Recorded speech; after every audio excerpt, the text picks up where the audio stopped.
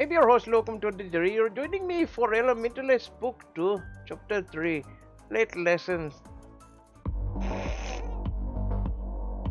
Standing in Dean Swan's office, having just watched Atlas disappear through a mirror. Where's he going? You take a glance behind you, checking that you're alone, before rushing forward to follow him.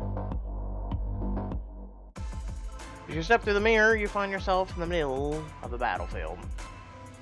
Get away. Ugh. Magic flies across the room, barely missing you. Massive monster made of earth and stone swings at Atlas, and he rolls out of the way with inhuman speed. Was that the best you could do? Atlas, are you okay? Atlas whirls towards you, his eyes wide. Ezekiel, you shouldn't be here. Ugh. Creature lets out another roar and rushes at Atlas. He nimbly rolls out of the way, leaving you right in its path. Run for the stairs. You turn to dash for the stairs, but the creature is too fast. Slams right into you, knocking you down. Your head crashes against the railing, and a bolt of pain shoots through you.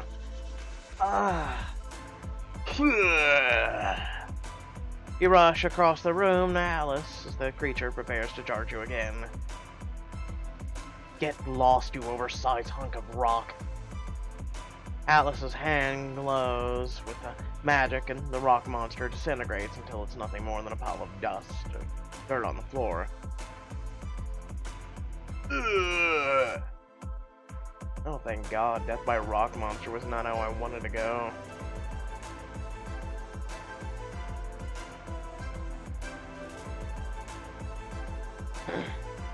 Just then, a plush dragon leaps out of the shadows and shoots a stream of fire out of its mouth right at Atlas. Attack of the killer stuffed animals. Is this like training for him, or...? He dodges out of the way with a scowl. Damn it. The dragon blows another stream of fire, but easily steps to the side. Let me help. You take a step forward, and Atlas holds up his hands to stop you.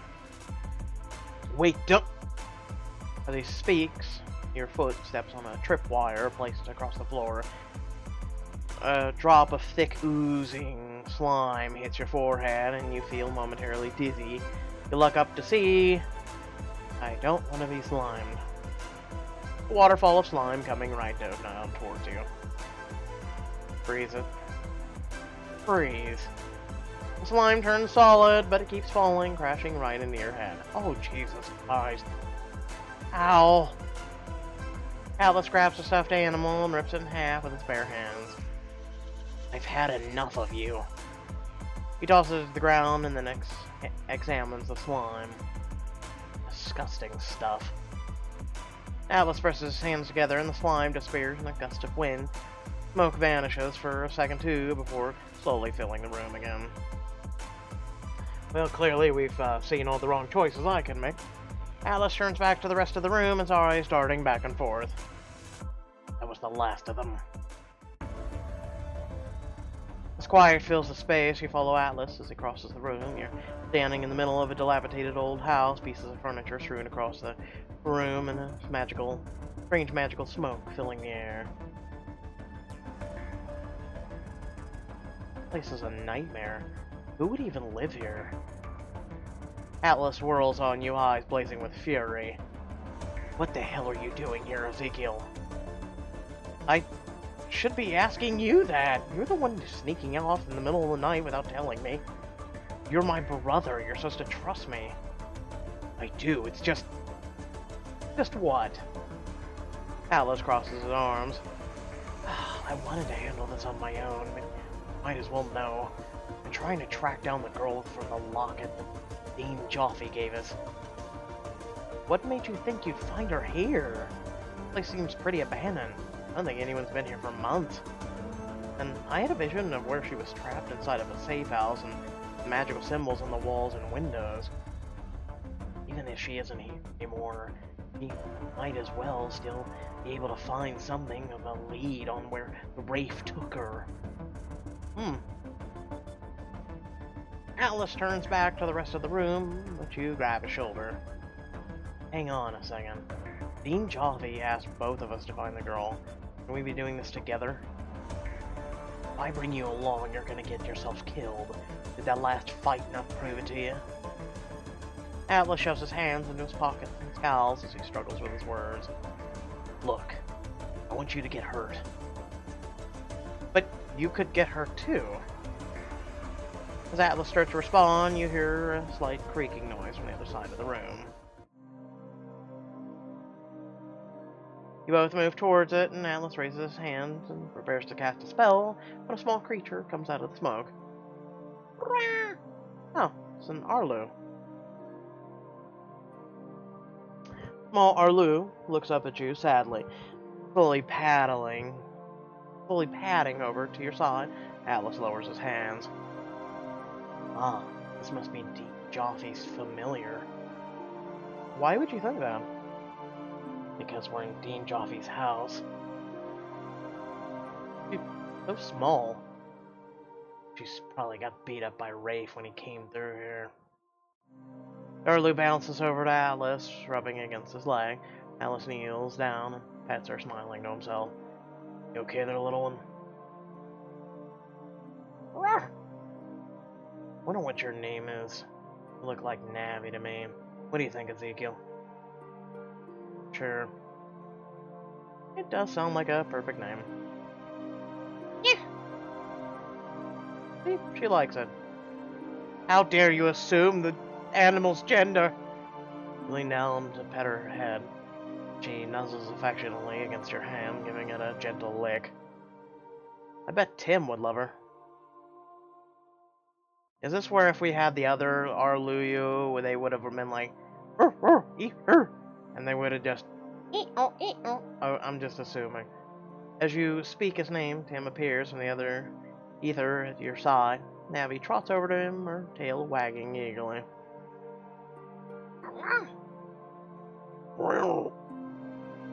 Tim gives Navi a protective lick on the back of her neck, and she curls up at his side, contently. We should take her with us, especially since she already seems to like Tim so much. I think she's taken a liking to you, too. Atlas shrugs, looking away, but you catch him glancing at Navi affectionately, a smile on his face. She's pretty cute. I wouldn't mind keeping her around if we can. Really? Save Navi by taking her home with you. She'll help you in exploring the house and come to your 8 in the Years challenge.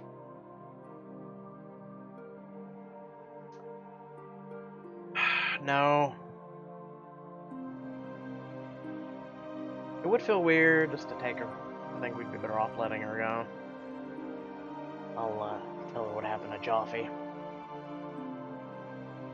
Alice gives Navi a final pat on the head and then looks at her firmly. Joffy isn't coming home. She's gone. You should just go rest in the ether. Navi looks sadly at both of you, then disappears with a poof. Alice turns to you and sighs. You're already here. You might as well stay. But stick close to me so you don't get killed. Where shall we get started? Tim darts up the stairs with a yelp. You and Atlas hurry behind. You step into a bedroom that seems to have been completely tossed. Wow. Look at all the weird books, and crystals, and... wow. Also, that picture is from Endless Summer. A collection of glowing rocks teeters on the edge of a shelf. Cracks run up the walls, and drawers are torn open, their belongings scattered. Well, there was definitely a fight in here. I bet Rafe destroyed this place when he captured the girl. Start looking around, see if you can find any clues about where Rafe took the girl. The Ezekiel and Tim Detective Agency is on the case. I should examine... nightstand drawer. You open up the drawer on the nightstand, find piles of clothes. You dig through them and discover a diary buried at the bottom, a metal padlock on the side. I guess it's locked with magic. Can you open it? Place the journal in front of Tim, and he bites it angrily. We said magic, not just nothing. We said open it, not destroy it. Ezekiel, do you think the girl was writing in her diary when Rafe kidnapped her? Probably not. You move on to examine the books on the floor, which are about caves and plate tectonics. Must have been really into geology. These books are pretty advanced. As you scan the ground, you spot a piece of paper with Dean Joffrey's name elegantly scrawled in the bottom. You dig it from underneath the debris and examine the top of the letter. Hey Alice, this is a letter from Dean Joffrey to someone named Gemma. Oh, I bet that's the name of the girl. What else does it say? Quickly scan the letter, and a few words catch your attention. As for the other matter you mentioned, I hope that your powers have remained stable and are no longer fluctuating. Just as Atlas hurries over, his foot catches on a tripwire. Suddenly the whole house begins to shake violently. Good job, Atlas! As you struggle to keep your balance, the paper flutters out of your grasp. Crap, the letter... Time for souvenirs, we need to move. It sounds like Gemma was having the same problems with her magic as we were. There might be something useful. The room shudders again and Atlas steadies you. The place is about to come down on top of us if we don't have time.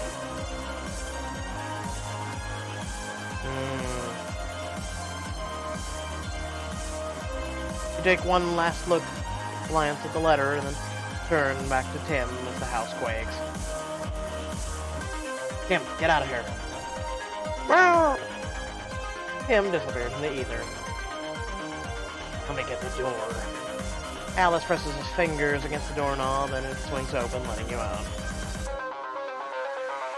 You run down the stairs, nearly tripping over your feet as the pieces of wall crumble around you. We're gonna get crushed. And run faster. You and Atlas rush to the other side of the room, leap through the mirror, your vision goes white. And you're back in Dean's room. Okay.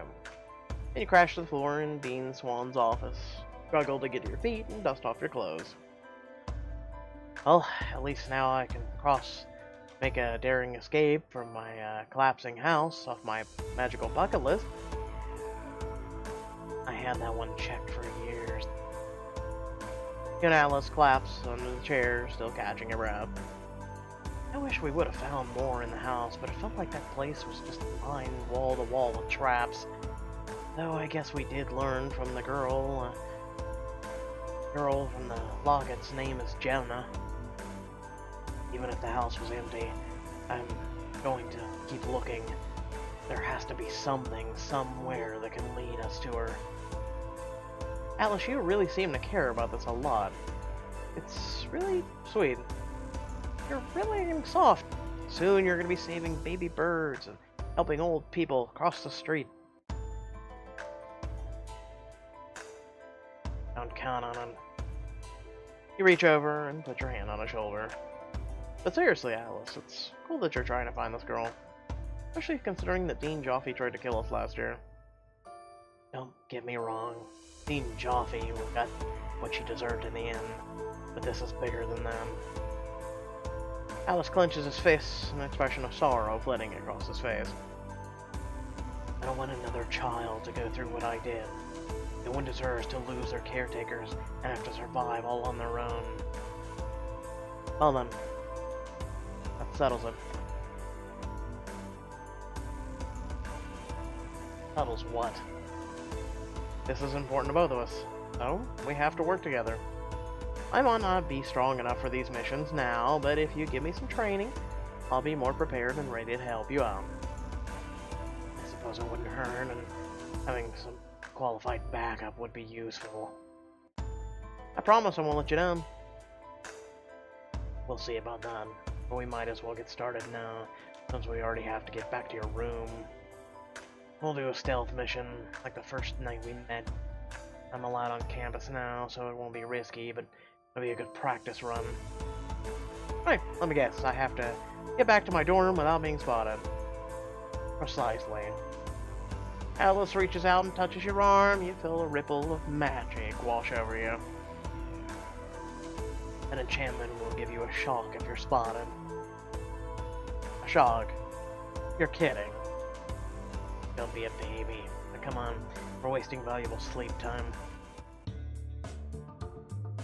I'm gonna have to heist this, aren't I? You and Atlas leave Dean Swan's office and make your way to the foyer. Peek around the corner and spot the sentry dutifully watching the hall. That's gonna cause problems. When you're sneaking around, you don't want someone to have video proof that you were there. We need to keep the sentry from seeing us. Use the resin spell. Rethinna. Small ball of resin shoots out of the wood flooring and flies in your hands. You fling it right at the eyes, the slits of the sentry. The sticky substance completely coats the sentry's helmet and it whirls around in confusion. Visual feed lost. You and Atlas dart out from the hallway and rush towards the front door without being seen. Effective. Nothing to it. You and Atlas step on the quad where the statue is still keeping watch over the campus. Its eyes dart about and the cauldron in its hands glows with magic. Well, the good news is that since I'm a student, failing this doesn't mean I'll get incinerated. But if we were anywhere else, something like that would destroy you on sight. How would you get past it? Distract it with a decoy. Make an illusion. You gesture over yourself, then put a hand down and take a step backwards. In your place is a distorted replica of yourself. You push it forward towards the statue. As it comes in the statue's path, the statue immediately swivels towards it, while you and Atlas dash for your dorm. Nice move. Very similar to the one I used last time we did this. I learned from the best. Quietly crack open the door to your dorm room and spot the RA working at her desk. Oh, you also need to learn how to get rid of people who could blow your cover. So, I just have to get the RA out of the way.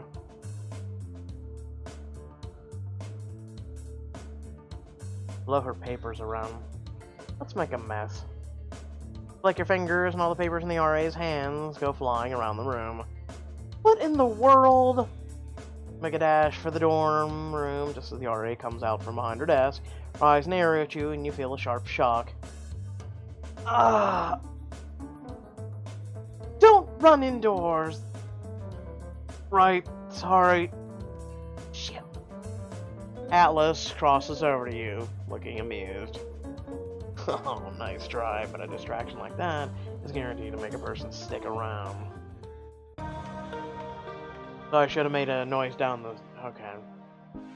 You and Atlas step inside your dorm and you collapse onto your bed. Atlas snaps his fingers and a strange magic flickering over you dissipates. Reading is a lot more work than I realized. But you did alright sneaking around. You didn't even need my help. You easily snuck back to your dorm. Super stealth. You were good moral support. Keep this up and you'll be ready for more advanced lessons soon. Sure, but right now, I just need to pass out. Alice gives you a wave and heads out of your room. You roll over in bed and drift off to sleep. Oh, sleep, you just had to mention it. Oh, my eyes are so heavy right now. The next morning, you arrive at your spellwork class and take a seat between Zeph and Shreya. Stifle a yawn and lay your head down on your desk. I am so tired. You need to get your beauty sleep, Ezekiel. Dark circles under your eyes are such a fashion. Let's pause. What were you doing up so late? And why wasn't I invited? You quickly tell them about Atlas sneaking out to Dean Joffy's house and what you found there. So the girl from the Locket's name is Gemma, but we still have no idea where Rafe's hideout is. I wonder if Gemma has anything to do with this Kane fellow. Especially since he didn't show up until you started looking for her. No way, it's gotta be a coincidence. Rafe is the only one who kidnapped her, and Kane isn't anything like Rafe.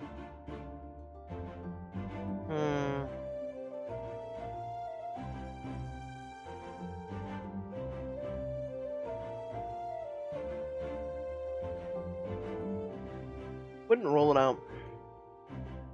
I wouldn't have survived this long if I thought everything that happened to me was just a coincidence.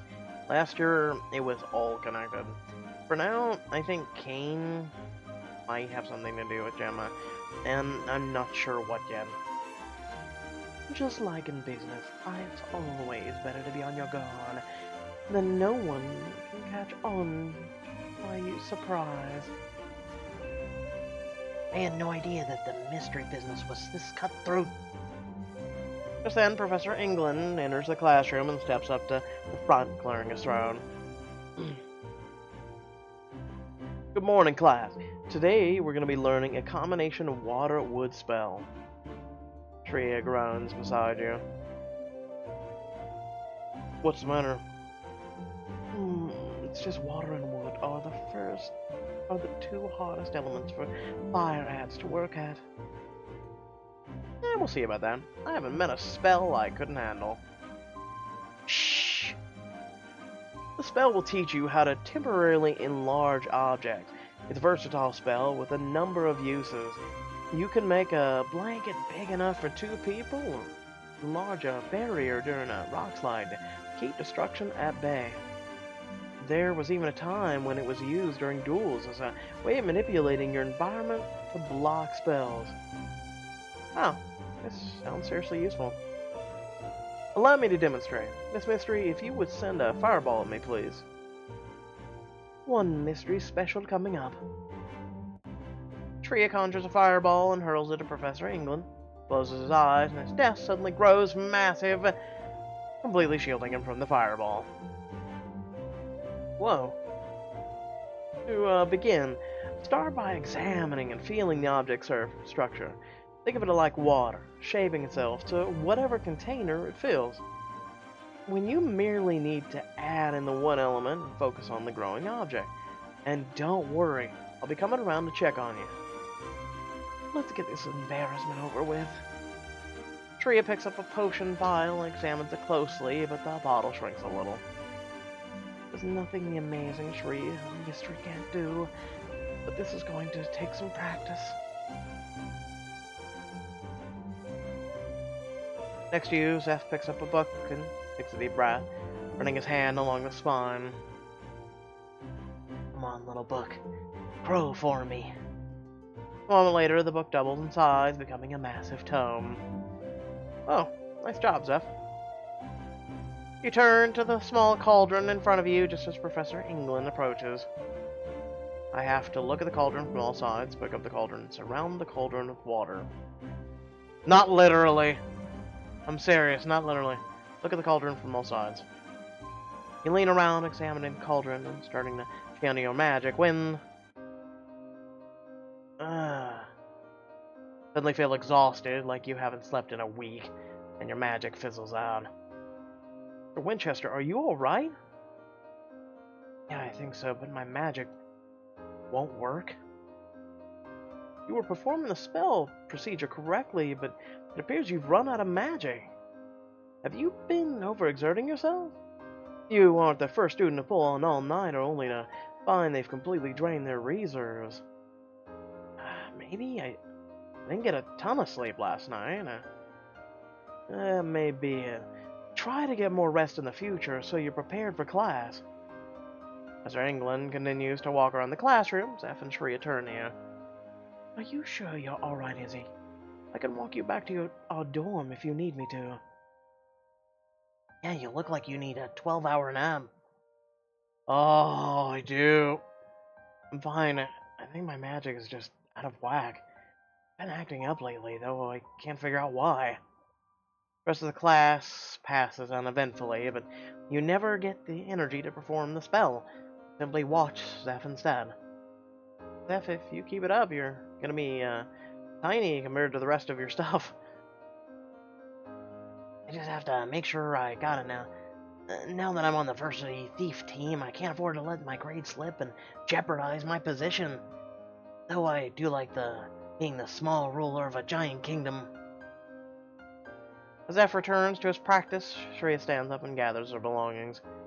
Well, I'd love to stay and chat, but I've got some spa orders to make up. Huh. How about a kiss before you go? Anything for you, Ezekiel. Shreya bends down to press her lips softly against yours. You brush her hand, her hair, to pull her closer. She kisses your cheek and your jaw and let out a soft sigh. How about just one more? Greedy. She surges forward to kiss you fiercely, the heat growing between you. As she pulls away, she snags your lower lip between her teeth and nips it playfully. If you want any more, you're going to have to wait until later. Tease. Shri gives you both a wave and heads out of the classroom.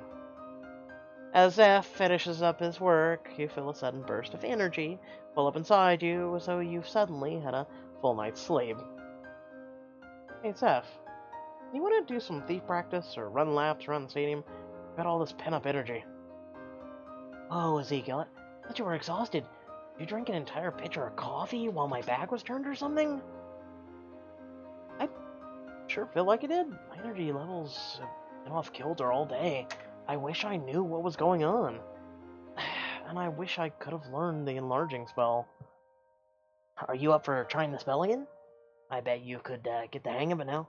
And I'm happy to stay behind and help you through it.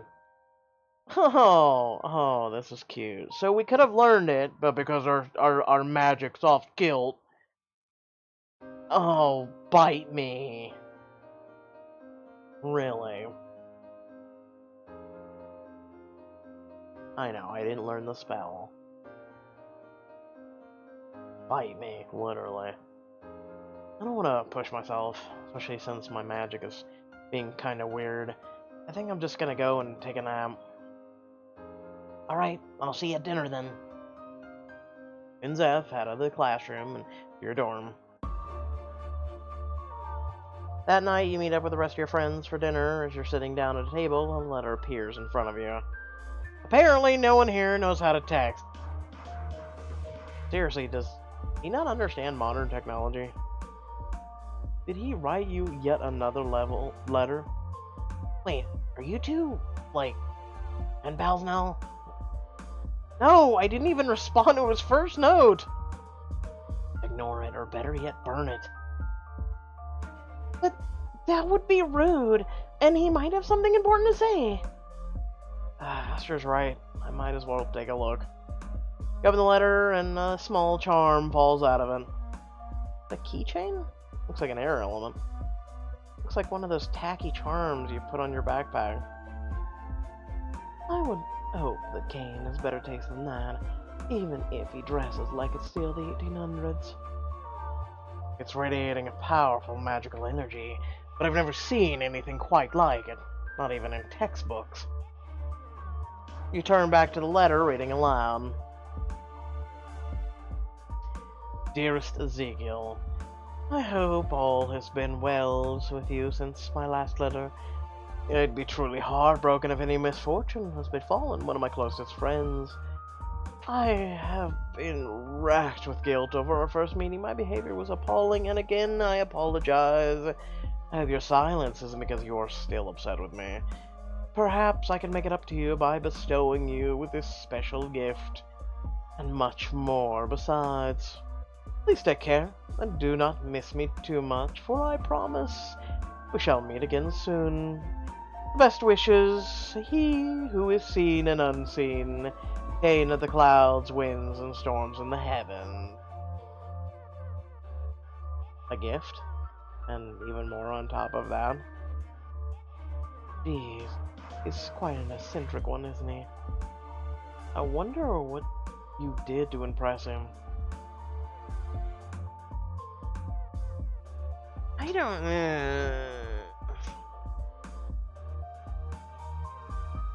I don't think it has to do with friend of the parents. Because look how he's treating Atlas. I'm gonna go with my magical potential. I've got about an ale tanker's worth of magical energy inside me. Nearly everyone at the table rolls her eyes. Yeah, we know. You're very strong. Actually, Alice has just as much potential. So if we follow your line of logic, Kane should be sending him gifts too. Harrington's got a point. Then Ward's panicked voice reaches your ears. I'm telling you, Cap, you're doing it wrong. At the table across from you, some upperclassmen gather around Everett as he attempts to melt down a hunk of metal in his hands. Crap! Everyone, get low! Suddenly his magic begins to crackle, sending sparks flying. Watch out! A bolt of energy comes arching towards you, slicing straight through the tables and chairs in its path. Ezekiel, get out of the way! Before you can react, the charm in your hand suddenly expands into a massive shield with a hiss of air. Everett's magic slams into the shield, which absorbs the energy, before shrinking back down. Another note drops to the floor. What was that? You pick it up, your finger still trembling from the unexpected scare, and read it. I'll have your back, even when no one else will. Your dearest friend, Kane.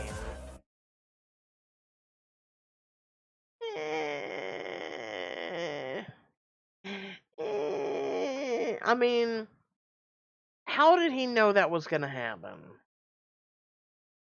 And also, how did he know that no one else was gonna help me or save me or anything? You know?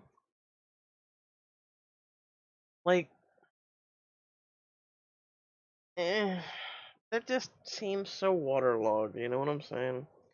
Anyway, I hope y'all did enjoy the video. Please remember to like, share, and subscribe. And down in the description below, links to social media, Discord, and a few links to support me and my content. And, I forgot to throw up the screen. That's how tired I am, okay? That's how tired I am.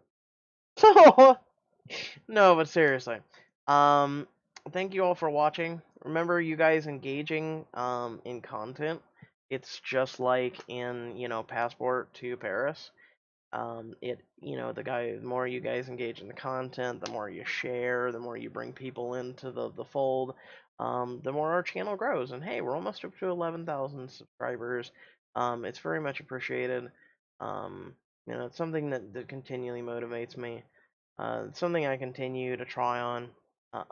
It's like today I got insulted on Twitter by a couple people that pretty much said that I was just a flop YouTuber and things like that. Um, you know, Statements like that hurt, and yeah, I wish I was bigger. I'm covering a lot of content that the big YouTubers are covering, and then I'm also contenting something or covering, the specific content which not a lot of people are covering, especially doing voice acting and whatnot. And I'm like one of the only, and even with having strep and the flu, I still push to get out the content, even with being tired as all hell, and the whole 9 yards. And I don't know. I do it for you guys. I don't do it for myself. Trust me, I get nothing really out of this aside from knowing that I make people's day. That's about it. That's honestly about it. The only thing I hope for in return is one day having a bigger community in the channel. That's all I can ask for. Because if you guys think I'm here for the drops in a bucket, I'm not even gonna get paid this month with YouTube. They have like a minimum threshold. We're not even gonna reach that minimum threshold. So, apparently that's what happens when you're sick, and so you slack a little on content. Yeah, your revenue drops by 45%. So, yeah, I don't know what else to say. Um, that's life, I guess. So, there's I'm a very small channel, you know. I'm just trying to do best I possibly can, and I don't know, sometimes I'm just being real with you guys right now. Sometimes I just don't feel like that's enough. And then yeah, you got people commenting like today, like I'm just a flop YouTuber, yada yada yada. It gets to you, you know, it gets to you. But nonetheless, I keep trying. So, without further ado, I'll catch y'all later. Peace.